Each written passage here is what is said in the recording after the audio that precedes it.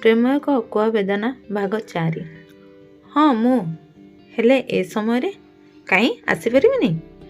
ନାଇଁ ଯେ ତମ ଅଫିସ୍ ମୁଁ ଛୁଟି ନେଇକି ଆସିଛି। କ'ଣ ପାଇଁ? ତମ ଦେହ ଭଲ ନାହିଁ କି? କ'ଣ ହେଇଛି ତୁମର? ଚାଲ ଡକ୍ଟରଙ୍କୁ ଦେଖେଇଦେବା। ମୁଁ ଏବେ ସାଙ୍ଗେ ସାଙ୍ଗେ ଡକ୍ଟରଙ୍କୁ ଫୋନ୍ କରୁଛି। ଶେଖର ସୌମ୍ୟକୁ ନିଜ ଆଡ଼େ ବୁଲେଇ ଦେଇ କହିଲେ, ଆରେ ବ୍ୟସ୍ତ ହୁଅନି, ମୋ ଦେହ କିଛି ହେଇନି। ତାହେଲେ ଛୁଟି କାହିଁକି? ତମେ ତ ବିନା କାରଣରେ ଛୁଟି କେବେ ବି ନିଅନି। ହଁ ଛୁଟି ନିଏ ନାହିଁ, ବଟ୍ ଆଜି ମୋତେ ମୋ ଶ୍ରୀମତୀ ପାଇଁ ଛୁଟି ନେବାକୁ ପଡ଼ିଲା। ମୋ ପାଇଁ? ସୌମ୍ୟ ମନରେ ଆଶଙ୍କା ଜାଗି ଉଠିଲା। ହଁ ତମ ପାଇଁ। ଜଲ୍ଦି ବାହାରିଲ। ହେଲେ କୁଆଡ଼େ? ଓହୋ, ତମେ ଶିକ୍ଷକ କିମ୍ବା ଓକିଲ ହେବା କଥା। କେତେ ପ୍ରଶ୍ନ କରୁଛ ସେତେବେଳୁ। କୁନୁ ଆସିନି ଯେ ଆମେ କୁଆଡ଼େ ଯିବା? କୁନୁର ସ୍କୁଲ ବି ଏମିତି ବି ଛୁଟି ନାହିଁ। ଶେଖର ଖଟ ଉପରେ ଗଡ଼ି ପଡ଼ି, ତମ କୁନୁ ଯିବନି ଆମ ସହ, ଖାଲି ତମେ ଆଉ ମୁଁ ଯାଉଛେ। ଆଉ ହଁ, କୁନୁ ପାଇଁ ଚିନ୍ତା କରନି, ବାପା ମା ଆସୁଛନ୍ତି, ସେମାନଙ୍କ ପାଖେ କୁନୁ ରହିଯିବ। କୁନୁ? ଚିନ୍ତା କରନି, କୁନୁକୁ ମୁଁ କହିସାରିଛି, ସେ ରାଜି ଅଛି। ଆଉ ଆମେ ଦିନେ 2 ଦିନରେ ଆସିଯିବା। ବାପା ମା ଆସିବେ ତାହେଲେ ତ ଆମେ ଘରେ ରହିବା, ମଜା ହେବ। ସୌମ୍ୟା ଖୁସି ହେଇକି କହିଲା। ଆଉ ମୁଁ କିଛି ଶୁଣିବିନି, ଆମେ ଯିବା ମାନେ ଯିବା। ମୁଁ ଆସିଲା ଭିତରେ ତମେ ରେଡ଼ି ହେଇଥିବ ଯେମିତି। ଏକ ନିଶ୍ୱାସରେ କହିଦେଇ ଶେଖର ଚାଲିଗଲେ। ସୌମ୍ୟା ସେମିତି ଠିଆ ହେଇ ଭାବୁଥାଏ, ଶେଖରଙ୍କ କ'ଣ ହେଇଛି? ହଠାତ୍ କୁଆଡ଼େ ଯିବା ପାଇଁ କହୁଛନ୍ତି, ସେ ବି କୁନୁକୁ ନ ନେଇକି। ମା ତମେ ତ ବୁଝାଅ ତମ ପୁଅଙ୍କୁ। ତମେ ବାପା ଏତେ ଦିନରେ ଆସିଛ, ଆଉ ମୁଁ ପୁଣି ଘରେ ରହିବିନି। ମା କିଛି କରିବନି, ମା ମୋ ପକ୍ଷରେ। ଶେଖରଙ୍କ ମା କହିଲେ, ହଁ ମା, ତମେ 2 ଜଣ ଯାଇ କିଛି ଦିନ ବୁଲି ଆସ।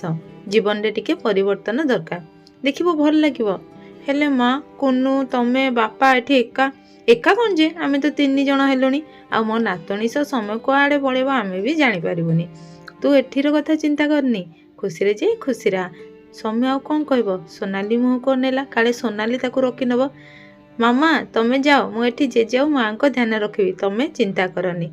ସୌମ୍ୟା ଏଥର ସୁନା ପିଲା ଭଳି ଚୁପଚାପ ରେଡ଼ି ହେବାକୁ ଗଲା। ଶେଖରଙ୍କ ମୁହଁରେ ଟିକେ ଚିନ୍ତା ସହ ଆଶ୍ୱସ୍ତି ମଧ୍ୟ। ଯାହା ହଉ ସୌମ୍ୟା ରାଜି ହେଇଗଲା ଯିବାକୁ। ଏଥର ତ କୁହ, ଆମେ ଯାଉଛୁ କୁଆଡ଼େ? ତମ ମନପସନ୍ଦ ଜାଗା ପୁରୀକୁ। ହଠାତ୍ ଏମିତି? ଶେଖର ସୌମ୍ୟ ମୁହଁକୁ ଚାହିଁ ଖାଲି ହସିଦେଲେ। ସୌମ୍ୟ ଆଉ କିଛି ନ କହି ଚୁପଚାପ ବସିଲା।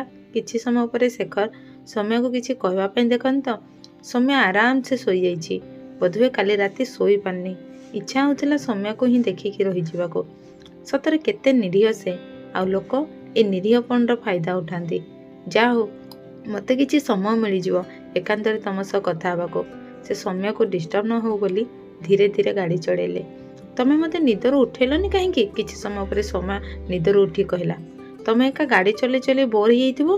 ଆରେ ନା, ବୋର୍ କ'ଣ, ତମେ ତ ମୋ ସାଥିରେ ଅଛ ନା। ସୌମ୍ୟ କିଛି ନ କହି ବାହାରକୁ ଦେଖିବାକୁ ଲାଗିଲା। ଶେଖର ପୁଣି କହିଲେ, ଆମେ ଟିକେ ପରେ ପହଞ୍ଚିଯିବା। ସନ୍ଧ୍ୟା ହେଲାଣି, ଆଗ ଠାକୁର ଦର୍ଶନ ସାରି ଦେଇ ତାପରେ ଯାଇ ରୁମ୍କୁ ଯିବା। ଜଗା ଦର୍ଶନ ଶୁଣି ସୌମ୍ୟ ମନ ଖୁସି ହେଇଗଲା। କେତେବେଳେ ପହଞ୍ଚିବା ଆଉ ମୋ ଜଗାକୁ ଦେଖିବି ବୋଲି ସୌମ୍ୟ ଉଚ୍ଛନ୍ନ ହେଉଥାଏ। ଆମେ କେତେବେଳେ ପହଞ୍ଚିବା? କେତେବେଳେ ପହଞ୍ଚିବା ନାହିଁ, ପହଞ୍ଚିଗଲେ ଶ୍ରୀମତୀ। ଜଗାକୁ ଦେଖି 2 ଜଣ ଭାବବିହ୍ୱଳ ହେଇଯାଇଥିଲେ। ସୌମ୍ୟ ଟିକେ ଅଧିକା। ମନ୍ଦିରରେ ଦର୍ଶନ ସାରି ଆସିଲା ପରେ ବି ସେ ବାହାରେ ଠିଆ ହୋଇ ପତିତପାବନ ବାନାକୁ ଚାହିଁ ରହିଥାଏ।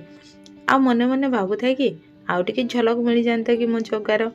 ଶେଖର ଜାଣିପାରି କହିଲେ, ଆମେ ପୁଣି ସକାଳୁ ଆସିବା ଦର୍ଶନ ପାଇଁ। ସେ ଜାଣିଥିଲେ ଯେ ସୌମ୍ୟର ଅଶାନ୍ତ ମନ ଏବେ କିଛି ମାତ୍ରାରେ ଶାନ୍ତ ହୋଇଯାଇଥିବ। ଯିବା? ଶେଖର କହିଲେ। ସୌମ୍ୟର ବିଲକୁଲ ଇଚ୍ଛା ନଥାଏ ସେଇଠୁ ଯିବାକୁ। ତ ଶେଖର ଚିଡ଼େଇବାକୁ ଯାଇ କହିଲେ, ଦେଖ ଆସିବାକୁ ଇଚ୍ଛା ନଥିଲା, ମୋତେ ଜୋର ଜବରଦସ୍ତି କରିକି ଏଇଠିକି ଆଣିବାକୁ ପଡ଼ିଲା। ଆଉ ଏବେ ଯେ ଏଇଠୁ ଯିବାକୁ ମନ ହେଉନି ମ୍ୟାଡ଼ାମଙ୍କର। ତାହେଲେ ଠିକ୍ ଅଛି, ଏଇଠି ଆମେ ରହିଯିବା, ଆଉ ଯିବାନି। କୁନୁ ତ ବାପା ମା ପାଖରେ ଅଛି, ଆଉ ଚିନ୍ତା ଯେ କ'ଣ। ଆମେ ବାବା ମାତା ହେଇ ବୁଲିବା ଏଇ ମନ୍ଦିର ଚାରି ପାଖରେ। ସୌମ୍ୟ ଶେଖରଙ୍କ କଥା ଶୁଣି ହସିବାକୁ ଲାଗିଲା।